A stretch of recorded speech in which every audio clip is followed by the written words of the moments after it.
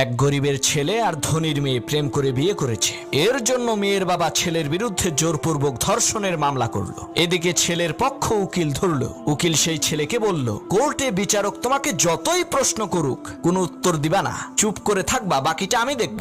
বিচারক সেই ছেলেকে প্রশ্ন করলো, তুমি নাকি এই মেয়েকে জোর করে ঘর থেকে তুলে নিয়ে সর্বনাশ করেছো?